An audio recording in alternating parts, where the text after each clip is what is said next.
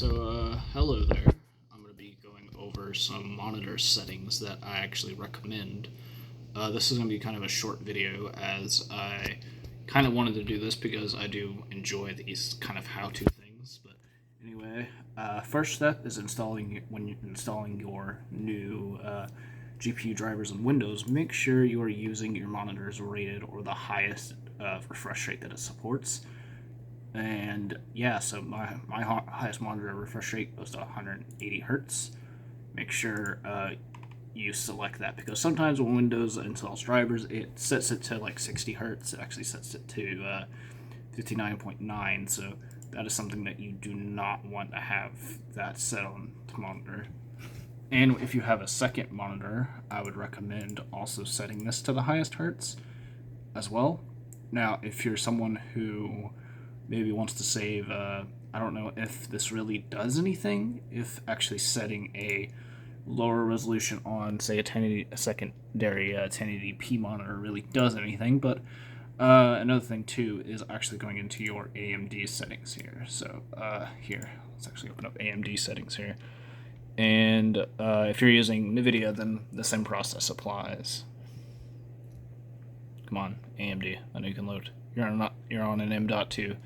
Okay, so here in AMD settings, you want to go over to display settings here, and you want to scroll down to where you see adaptive sync compatible, and you want to have this enabled. What this does is it basically uses the FreeSync Premium. This is what this monitor supports. Now, actually, what I recommend is turning off if you have a secondary monitor. Is turn off FreeSync on the secondary monitor. Since you aren't going to be really using it, you're just going to be normally just having like a video or something on the fly. Now, some people are like, okay, having a full screen video and like it's say the frame rate is like 30 or something, then it can adapt to that or whatever. I actually there's actually reports of random blue screens of actually if you're using say FreeSync or on a secondary monitor. So if, this was actually featured on Linus Tech Tips, I think, with his AMD challenge video. One of them was actually getting random blue screens on an AMD because he had FreeSync enabled on his secondary monitor. So that might have been fixed in some drivers, but here I'm actually just not going to take that chance and just use the FreeSync on the display on the monitor that I have. And also, another thing too is also to check the cable. DisplayPort is probably what I recommend for any monitor. If you have a DisplayPort cable and you have a DisplayPort monitor, use it. Now, if it's like a monitor like this piece of shit Dell back here, then DisplayPort, unfortunately, with an AMD GPU just didn't work. It actually, the image wouldn't pop in. So, yeah, make sure you get the proper DisplayPort cable to support your monitor. Anyway, back to the AMD settings. Also, what I actually recommend doing here is also setting the color depth to the highest that it supports. This actually supports 10-bit color. So this is what this monitor actually supports, is 10-bit color. My secondary monitor only, I think, goes up to 8-bit. So let's actually scroll down. Yeah, so it only supports 8-bit. And also setting the dynamic range here to full instead of from limited. Why do I actually recommend using full? Because there's much darker blacks. Now, if you actually set this to limited here, you can see that it's much brighter, and it kind of smudges a little bit. So I would actually recommend setting this to standard and just full dynamic range. See, look, it's a lot less brighter, and it smudges way less. So that is something that I recommend doing now. And also another thing too is the same thing also applies here with DisplayPort. You see there's other color formats that you can also use in DisplayPort as well. And yeah, so also another thing that I would recommend turning off is just GPU scaling. You can do full panel scaling mode if you want to as well. I don't really know if that input like affects latency or anything like that. So I normally just keep these disabled, and I don't touch with these. Say, look, on the secondary monitor, I just don't even touch these. I just keep these kind of standard. Now, Vivid Gaming it looks slightly better, but I just find that Vivid Gaming, I just keep this disabled anyway. Now with overrides here, you could do. I would disable if you're not watching anything that's, of course, DRM content like Netflix or anything like that. You could just have this disabled here. I have this disabled on both monitors, I think. Yep, I have this disabled on both monitors. So I would actually just disable this setting outright if you're not using Netflix or anything like that. And also overall signal to noise ratio, you can also turn this off too as well. If it's already not applied, then and you don't really notice a difference in your monitor, then just keep it off. No real point in forcing override or making the cable do more than it actually should. So, all right, here we're gonna go into some gaming, into the graphics settings here. This is actually stuff that I use. So here with Radeon Chill, if you have, say, a 75 hertz monitor or it's 180 hertz, set Radeon Chill to actually match the monitor's refresh rate. Now, some people are like, oh, just set it lower so you're into that FreeSync range. That is true, but if, say, you have a 180 hertz monitor like I do, and you set your game frame rate at 180 hertz, most of the time, most of the games I play in 1080p, like for instance Black Ops Cold War, it actually can only get up to like 170ish, so I'm going to be in that FreeSync range anyway. So I'm going to be added extra latency, or the added extra latency reduction of that. And also just keep Radeon Chill also helps with temperatures too as well. So if you are running in now, there is the caveat of actually using Radeon Chill, and say you have like a 75 hertz monitor, is sometimes your games can the GPU power usage will go low, and AMD will try to like adjust its clock rate, and it can just really mess up with some stuff. So if you already use Radeon Chill, I would be kind of advised. I use this at 180 because that's what my monitor supports, and having such a higher refresh rate monitor, Radeon Chill is kind of what I just use anyway. Enhanced Sync, this is actually an alternative VSync mode that minimizes visual tearing and lag but doesn't limit frame rates. So it works best with both FreeSync and fixed refresh rate displays. So I would recommend turning this on. This helps a lot with a lot of visual tearing and lag. Now, some people say, oh yeah, this adds extra input latency or whatever, but you can also experiment with just turning it off completely, seeing what feels best for you. And whatever feels best, just go with it. This is just the setting that I have. Frame rate cap, I just keep this off. I use Radeon Chill here. But if you wanted to use, say, anti-lag, so you can do this. You can actually just activate anti-lag, and then you can do frame rate target control here, and then you can set this to 180. Now, now here's a caveat with actually doing this, is there is some added input lag of actually using the frame rate target control instead of just using Radeon Chill. But as you can see, this series of GPU, the 5600 XT here, is that I cannot actually activate both Radeon Chill and anti-lag together because that's a feature called. Quickly forgot what the feature is called, but it's only for newer GPUs. I think for 6000 series they have this ability to use both anti-lag and Radeon Chill together. So if you're in the caveat of kind of like me, where you have a say you have a 5000 series GPU like I do, I would just recommend maybe using Radeon Chill. But also, if you are in the first-person shooters, you can just experiment with using anti-lag and also just capping your frame rate here.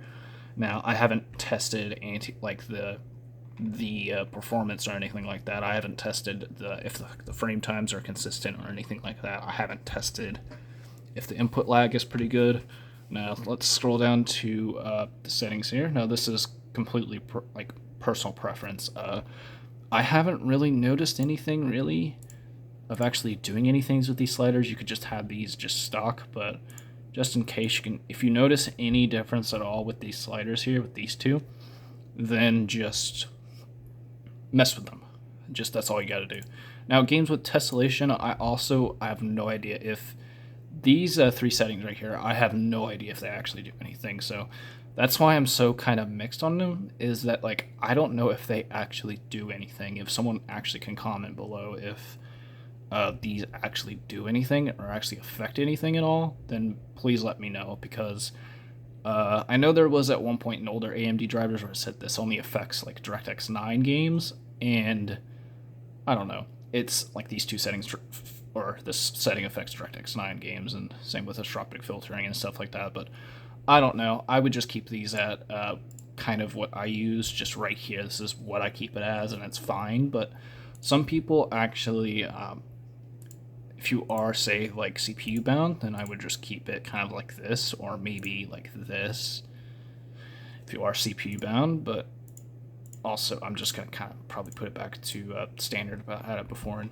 maybe see any performance differences. Now, performance here is where I just have the CPU temperature, graphics card memory. You can also reduce this number too by closing a lot of background tasks. So if you have stuff open in the background, like say you have like maybe Discord or something, this will go up just because of just it's using GPU memory and it's using your GPU in the background as well. So I recommend just trying to get this number down as much as you can to increase performance and hopefully help out with other stuff. Now, here is where, of course, there's tuning.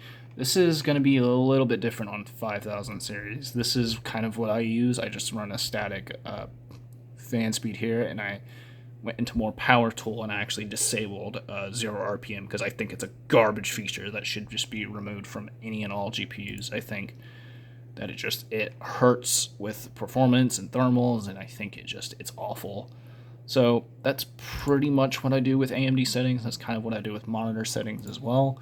Now also with tweaking monitor settings, you can go, if you have, say, an ASUS monitor like I do, you can go over to, what's the ASUS widget here? Here it is.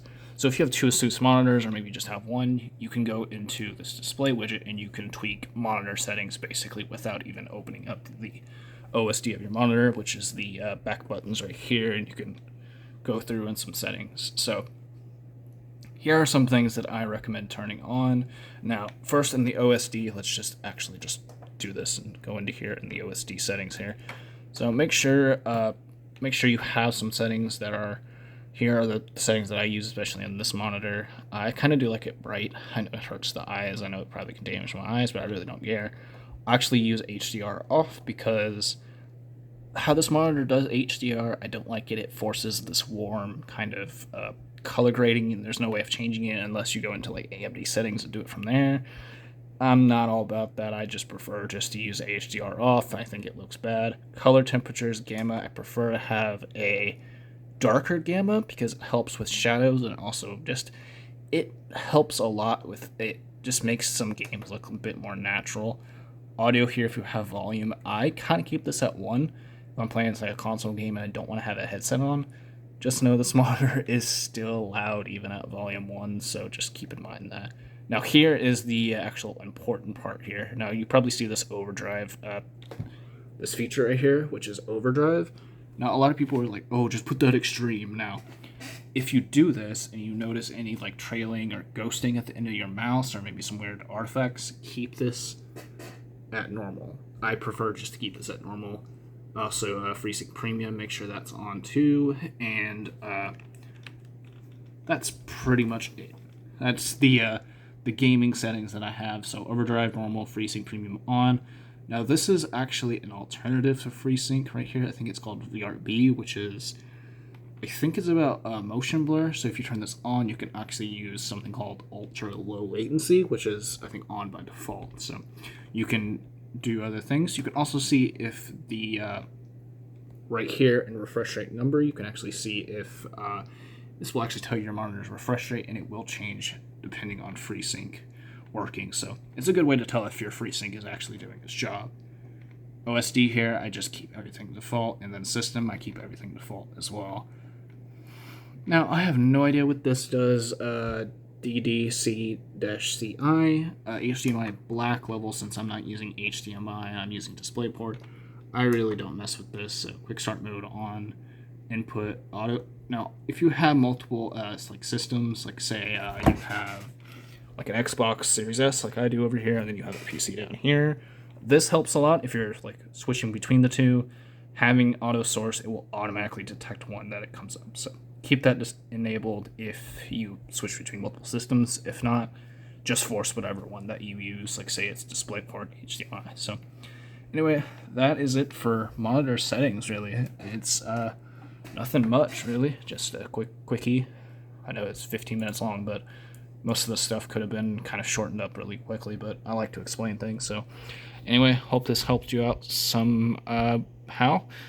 It certainly has helped me out, and I'm going to go and take a shit and head to bed because I have to wake up in 5 hours, so yeah, fun. Anyway, I'll see you on the next one. See you later. Bye.